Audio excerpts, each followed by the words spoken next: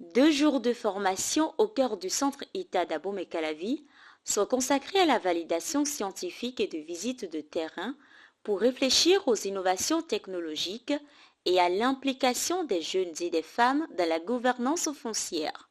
Une rencontre organisée par ILA et financée par l'Université Laval. Aujourd'hui, c'est vraiment un grand jour.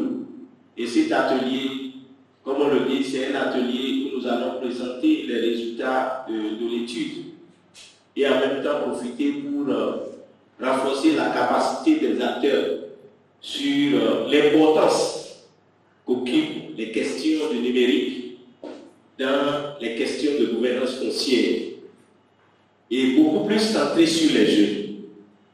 C'est pour ça que je voudrais remercier Ila pour l'intérêt porté sur notre commune à Dio.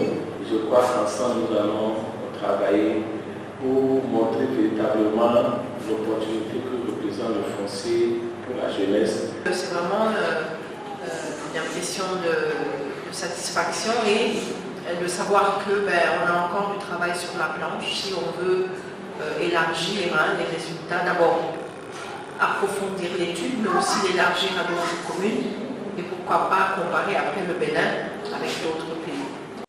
Les communications et modules de formation ont porté sur l'apport des technologies modernes dans la gouvernance foncière, l'usage des SIG et de la blockchain comme opportunité pour les jeunes et les femmes, les innovations technologiques actuelles dans le secteur foncier, ainsi que la présentation des résultats d'une étude sur l'implication des nouvelles générations dans la gouvernance foncière au Bénin. J'ai retenu principalement 3 choses. La première des choses, c'est que la terre est un outil très indispensable pour le développement économique. Et cette terre-là doit être aussi partagée avec la jeunesse et surtout avec les femmes. Et ensuite, il faut tout de suite impliquer et demander aux jeunes d'intégrer dans leurs activités génératrices de revenus à utiliser régulièrement les outils technologiques afin qu'il y ait un bon rendement et que chacun soit épanoui dans sa localité. Je pense qu'après cet atelier, il va falloir continuer la sensibilisation pour que dans un premier temps, chaque jeune puisse connaître aujourd'hui les réformes qui existent dans notre pays en ce qui concerne la gouvernance foncière.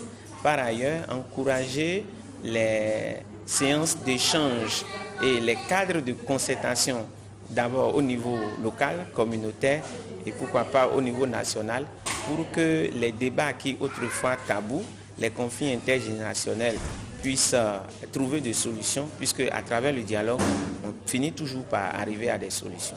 Et nous croyons que ces dialogues sont prioritaires pour que nous puissions implémenter les innovations dans le domaine du foncier en faveur des jeunes, mais également des femmes. Cet atelier a permis de renforcer les capacités des jeunes et des femmes tout en posant les bases d'une gouvernance foncière inclusive et durable au Bénin.